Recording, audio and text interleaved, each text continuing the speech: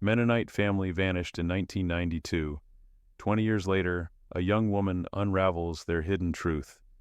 In the quiet Mennonite community of Wilton, Wisconsin, a 2012 memorial for the Bain family lost to a chilling 1992 disappearance stirs a haunting enigma. Clara, a stranger in her 20s, steps into the somber ceremony, her eyes hollow, drawn by a force she can't name. When she glimpses an old family photo, a shadowed police vest in the background, her world spins. She collapses, whispering a name, Miriam. Who is she? Why does a stranger's touch on an ancient embroidered cloth unravel her? As Clara's dreams of a log cabin and wordless hymns collide with buried memories, her uncle Levi uncovers a clue, a pristine police vest hidden for decades marked P. Brenner. The trail leads to a sham memorial project on the Bain's stolen land, where a secret stone vault hides ashes and lies. With each step, Clara's fractured past tied to her lost twin. Miriam's siblings, Ruth, Jacob Samuel, and their murdered parents, unravels a conspiracy of greed and blood. Will Clara, the last Bain, expose the truth before the shadows of Bone Circle silence her forever? The September sky over Wilton, Wisconsin in 2012 was a bruised gray, casting a chill over the Mennonite community's vibrant homes, cheery yellows, blues, and reds dotting the rolling hills. The Mennonites, a people of quiet faith, gathered before their plain chapel for the 20th memorial of the Bain family's 1992 disappearance. Ephraim Anna, their eldest daughter, Ruth's sons, Jacob and Samuel, and the twin girls, Liesel and Miriam, 7 lives, vanished without a trace. The chapel, whitewashed to keep the evils out, stood firm, its steeple slicing through the fog. 50 souls, their devotion woven into daily life, stood in reverence, men and women forming separate lines as they would in worship, their voices hushed. The community lived simply guided by Scripture. Children attended one-room schoolhouses until 8th grade, learning reading arithmetic and hymns. Families grew their own food, sewed their clothes, and bartered goods, sustaining themselves without reliance on the outside world. Flip phones, a rare nod to modernity, were kept for emergencies, often tucked in barn drawers to shield homes from worldly influence. In church, men and women sat apart their a cappella hymns, pure, unadorned by instruments, rising to honor God. The women wore long, modest dresses, their colors muted like prairie flowers, with white bonnets tied neatly under chins, reminiscent of Little House on the Prairie. Men dressed in plain shirts, suspenders, and broad-brimmed hats, their beards trimmed or clean-shaven. Clara, a stranger at 23, stood out sharply in her jeans and faded jacket. Her dark braids swung as her green eyes, restless and hollow, scanned the crowd. She drifted from Chicago to Wilton, pulled by an urge. She couldn't name a dream of a bright house and a girl who mirrored her face. Her boots crunched on gravel, each step heavier, as if the painted homes watched her approach. At the chapel's entrance, a faded photograph of the Bain family hung on a wooden board, its edges curling. Ephraim's stern jaw, Anna's gentle smile, Ruth's poised grace, Jacob and Samuel's boyish grins, and the twins, tiny identical with braided hair, gazed out. Behind them, a clothesline sagged with dresses, but one detail jarred: a police vest, dark and out of place, pinned among the laundry. The community focused on prayer hadn't noticed it then, nor now. Levi Bean, the family's last kin, stood by the photo, his face weathered at 50. His suspenders strained over a hand-sewn shirt, his flip phone a faint bulge in his pocket. Beside him, Marta the matriarch clutched a wooden box, her bonnet framing eyes red from sleepless faith. Her dress, a soft gray, flowed to her ankles, her hands rough from years of gardening and weaving. The crowd respected her quiet strength, but today her gaze flickered with unease, as if sensing a shift in the air. Clara's breath hitched as she neared the photograph. The faces stirred a pang, a crimson house, a hymn sung without music. Her heart raced her eyes, catching the police vest in the background. It felt wrong, a shadow in the pastoral scene. A memory flickered, a man's voice, sharp, and English shouting words she couldn't grasp. Her vision blurred, and she stumbled, catching herself on the display table, where Marta's box sat open. Inside were relics, a whittled toy horse, Ruth's apron, and a cloth embroidered with Anna in blue thread, its stitches worn but precise. Clara's hand, as if drawn, brushed the cloth. A jolt surged through her images of a yellow house, a woman singing, and a girl, her exact likeness, laughing. Miriam. The name slipped out, a whisper that pierced the silence. Her knees buckled, and she collapsed, the cloth slipping to the ground. Gasps rippled through the crowd. Levi lunged, catching her before she hit the gravel. "Girl, you all right?" he growled, his eyes widening at her face, pale with an eerie echo of Anna's features. Marta froze, staring at the cloth tangled at Clara's feet. She said, "Miriam." A woman in a lavender dress murmured, her bonnet quivering. The crowd stirred, whispers sharp. Miriam's name wasn't in the program, known only to family, a private wound. Levi carried Clara into the chapel, laying her on a women's bench, the wood polished by years of worship. The air smelled of wax and faith hymns, still echoing in memory. Marta knelt beside her, brushing Clara's cheek. "Child, who are you?" she whispered, her voice trembling. Clara stirred, her eyes fluttering. "I don't know," she rasped. "That cloth, I've seen it, in dreams. And Miriam, she's part of me." Levi's jaw tightened. He glanced at Marta, whose face drained of color. Liesel and Miriam, 3 when they vanished, had played in the Bain's blue-painted home, their laughter a hymn of its own. Could this be one of them? The crowd pressed closer, murmurs rising. "She's an outsider," an elder in suspenders hissed. "Trouble not of God." Marta raised a hand, her faith unyielding. "She stays," she said. "The Lord guides her here." Clara's head throbbed, memories swirling, a hymn in a bright house, a twin's hand, and that police vest, a threat from her past. Why did it loom like a warning? The photograph outside swayed, the vest's shadow creeping over the Bain faces. 20 years buried, a truth stirred, and Clara's arrival was its first spark.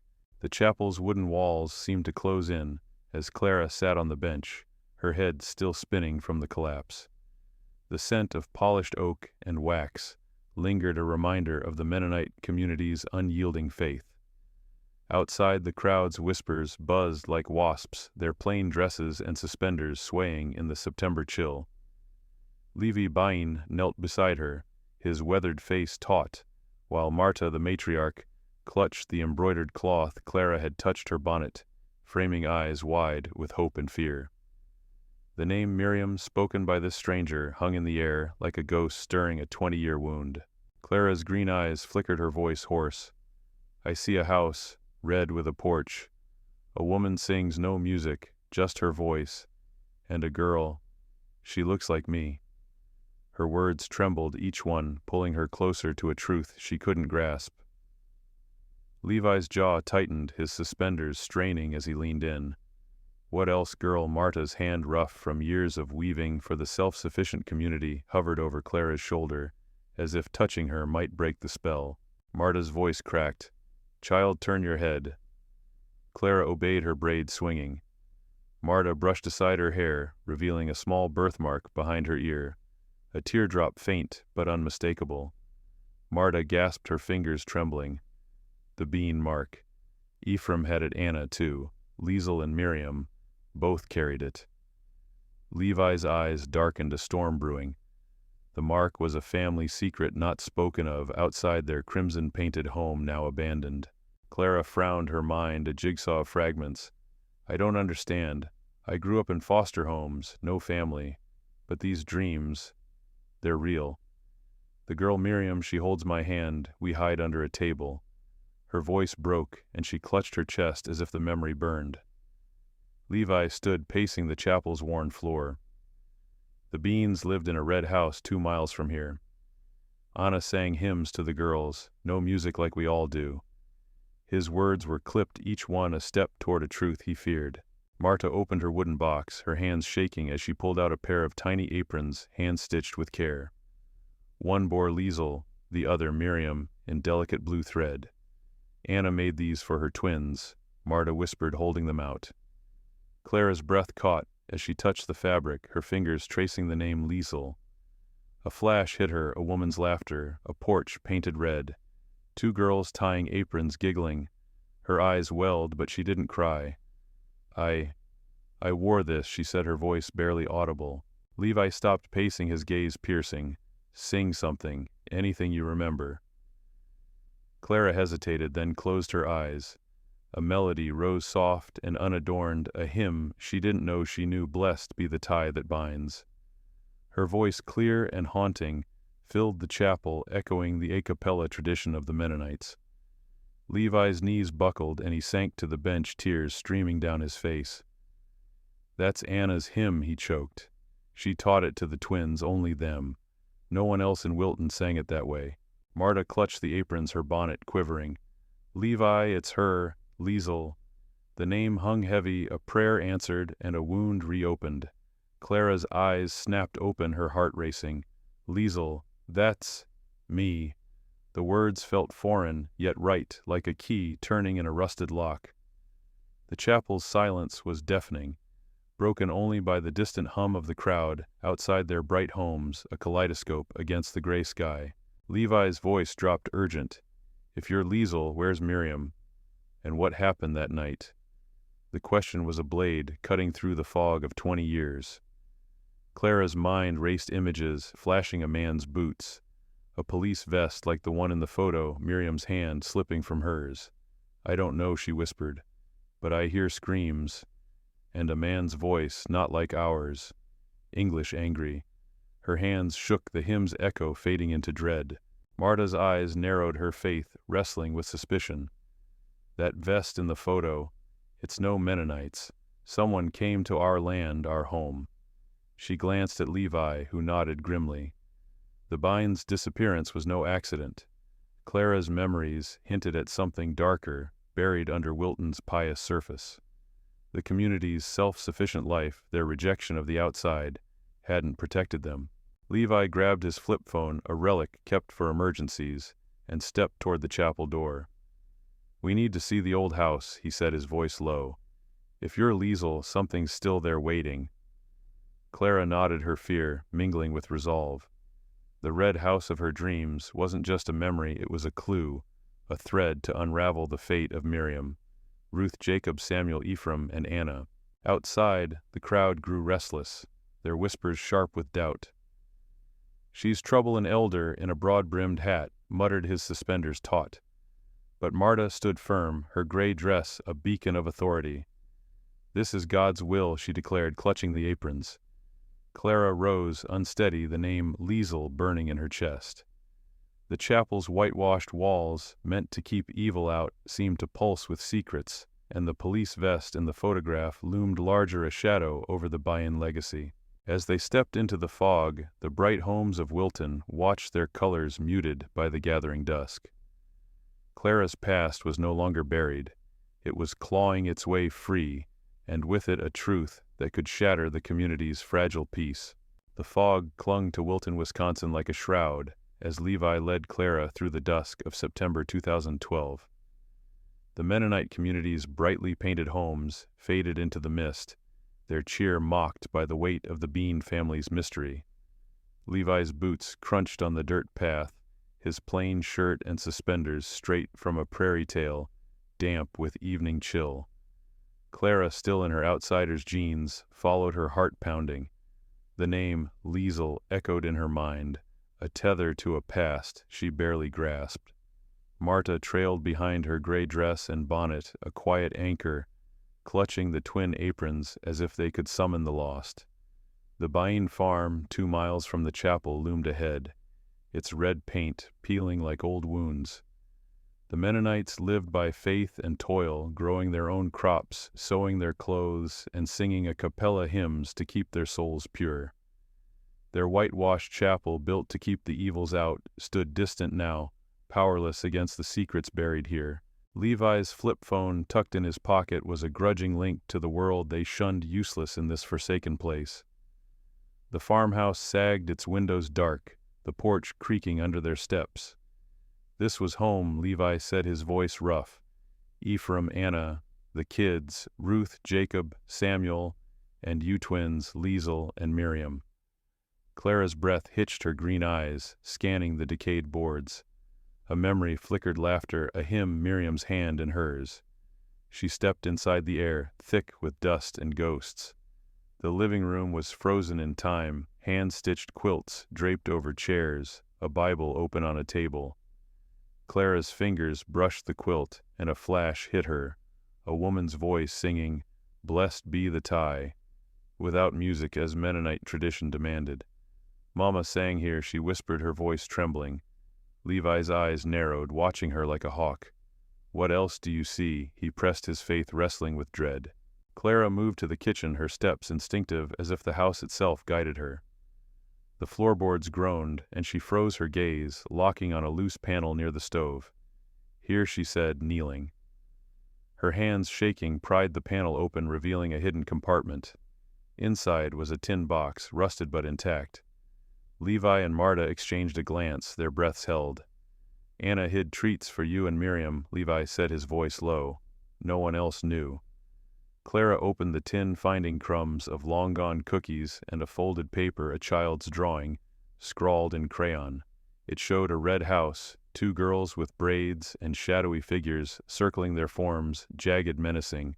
"I drew this," Clara gasped, her fingers tracing the lines. "Miriam and me, we were scared."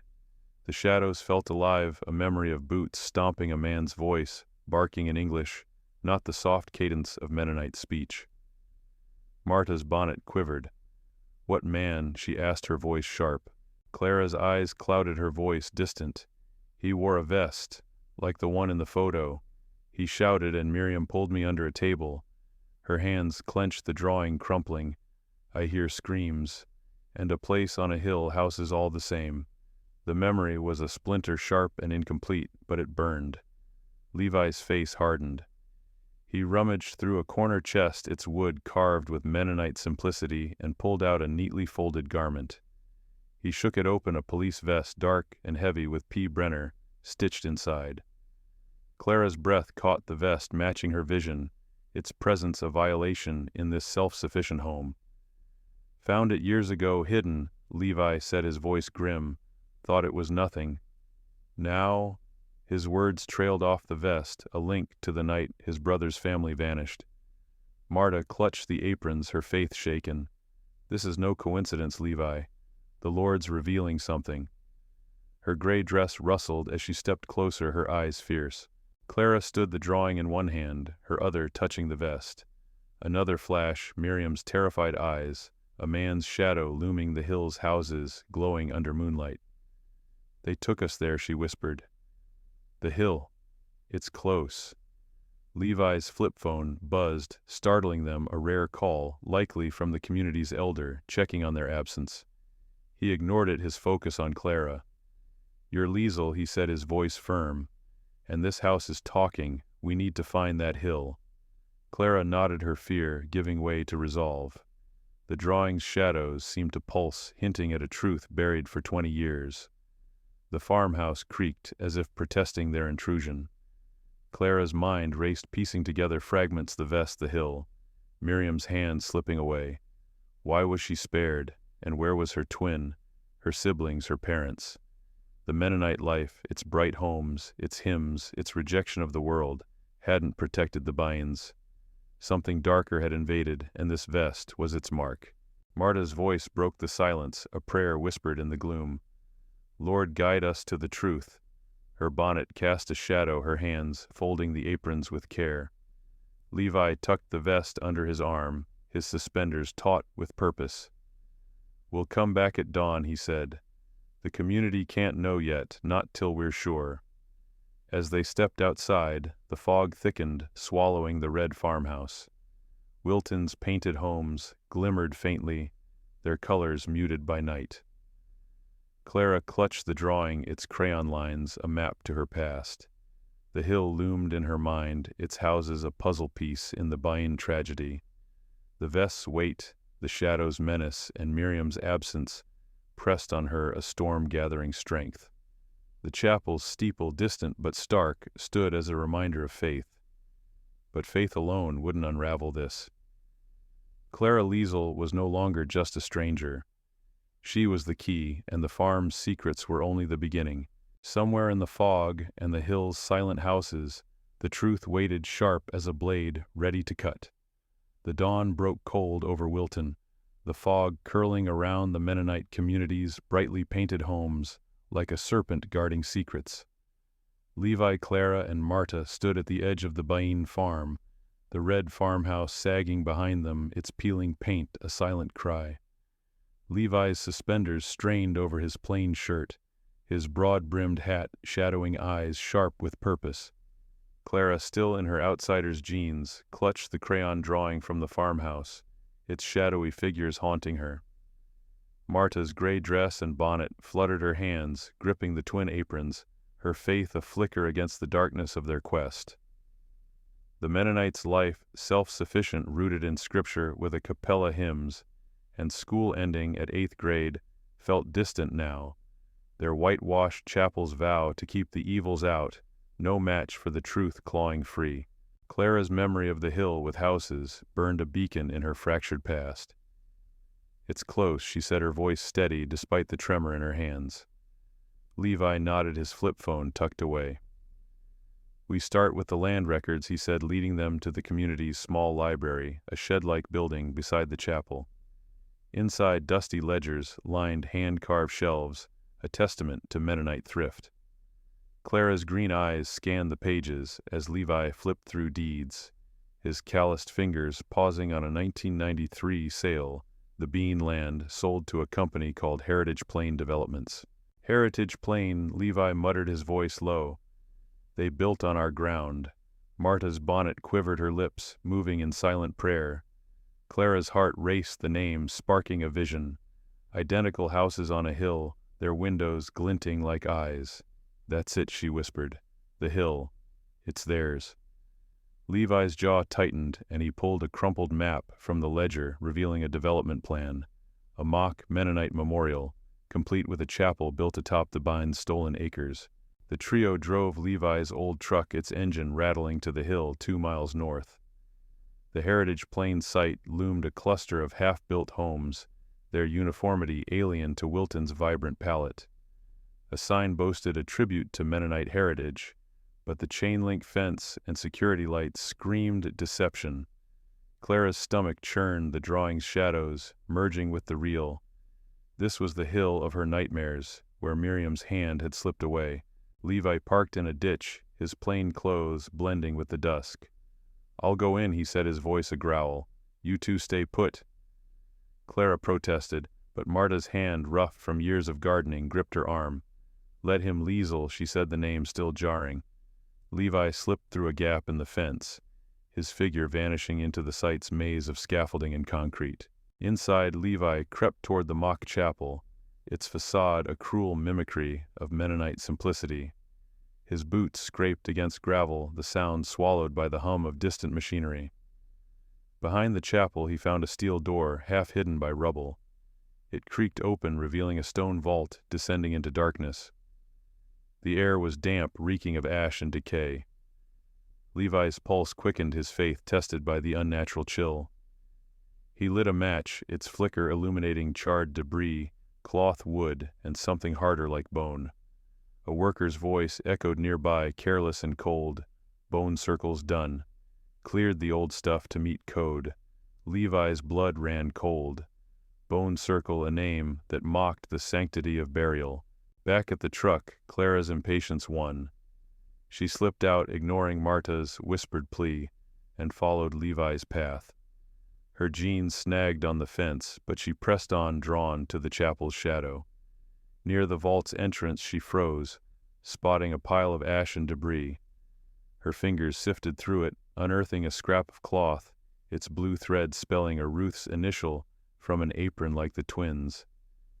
Clara's breath caught her mind, flashing to Ruth's poised face in the photograph. Then, deeper in the ash, a glint, a tiny braided bracelet, one of a pair she and Miriam had worn. "Miriam, you kept it," she whispered, her voice breaking her eyes, blazing with resolve.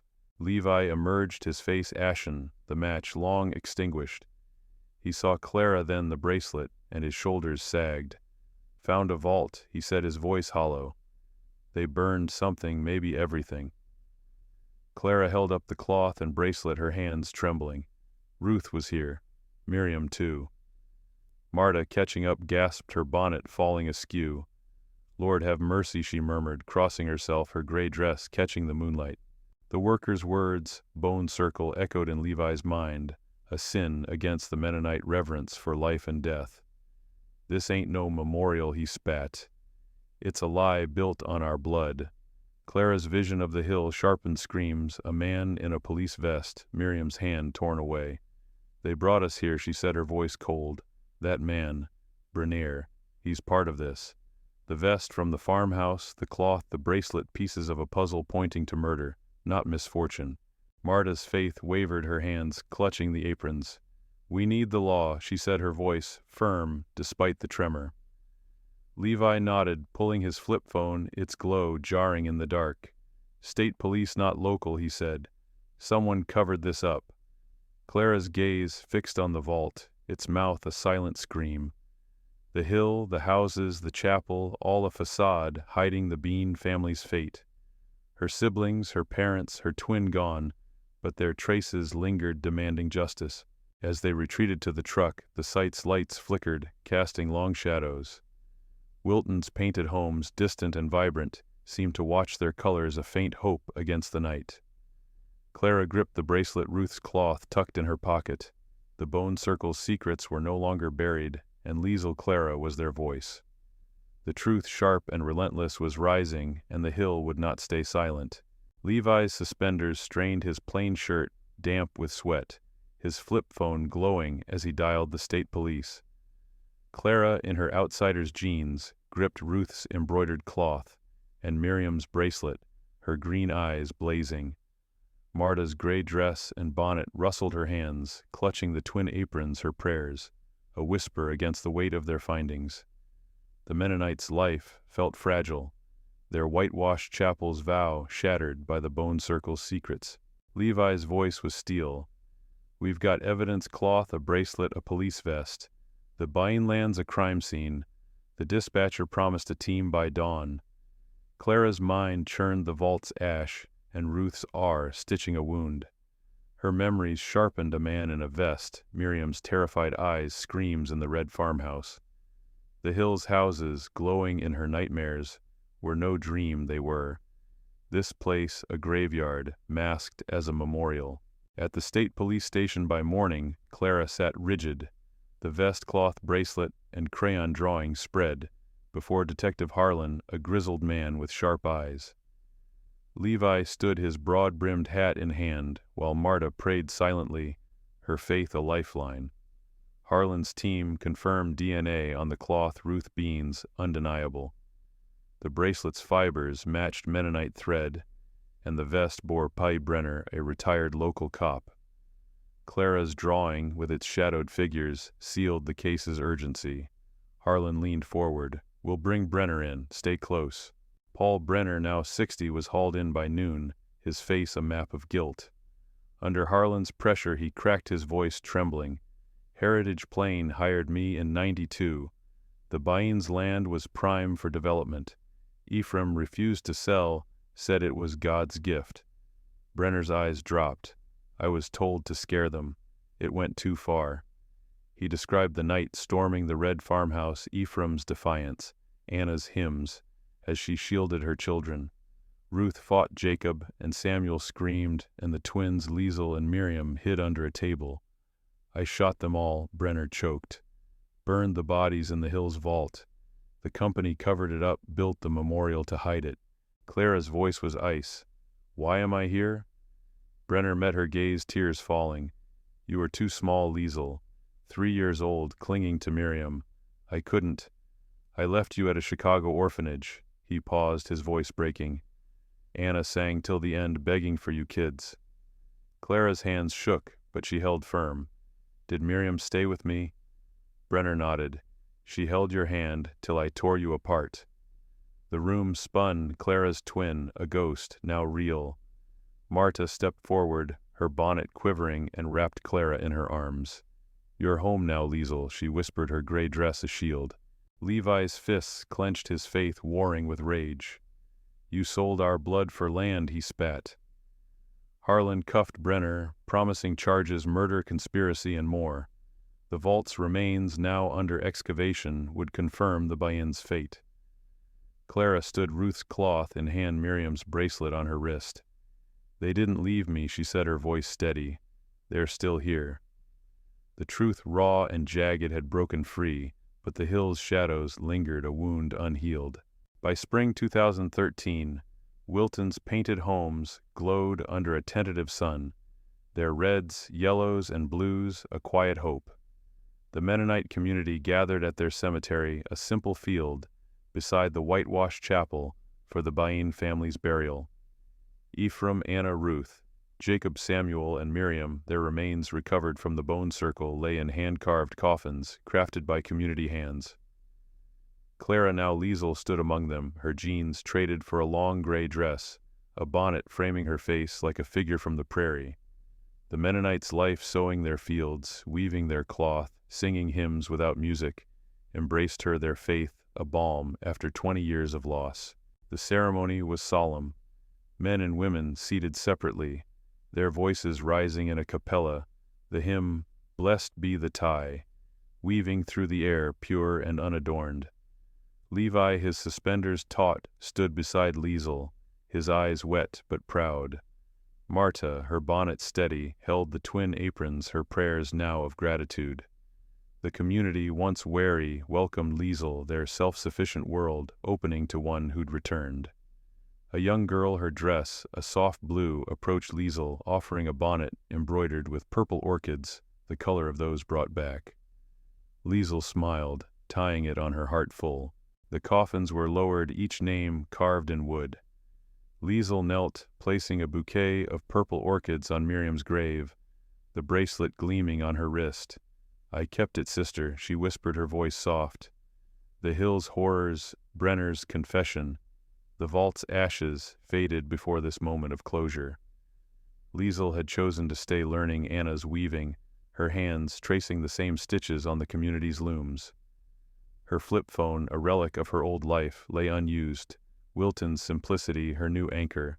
Levi stepped forward, a chisel in hand, and carved into the family's headstone. "They never left. We just forgot to look." The words, stark against the stone, spoke of faith and failure, a community's vow to remember. The crowd sang on their hymn, a bridge between past and present, the chapel's vow to keep the evils out renewed. Liesel stood, her bonnet catching the breeze, and faced the graves. "I'm home, Mama," she said, her voice clear, the orchids a vivid promise. The cemetery fell silent, the painted homes watching from the hills. Liesel's journey. Clara's journey had ended where it began, in a community of color and song, where evil had struck, but not won. The Bains were at rest, their story no longer a secret, but a testament woven into Wilton's fabric, as enduring as the hymns that carried them home. Thank you for joining Liesel's journey through the shadows of Wilton's painted homes, where faith and secrets unraveled a 20-year mystery. What did you feel when the truth about the Bain family came to light? Share your thoughts in the comments below. We'd love to hear your reflections. If this story of loss, redemption, and community moved you, hit that like button, subscribe, and ring the bell for more gripping tales rooted in courage and truth. Spread the word by sharing this video with friends who love a mystery that hits the heart. Let's keep the Bain story alive together.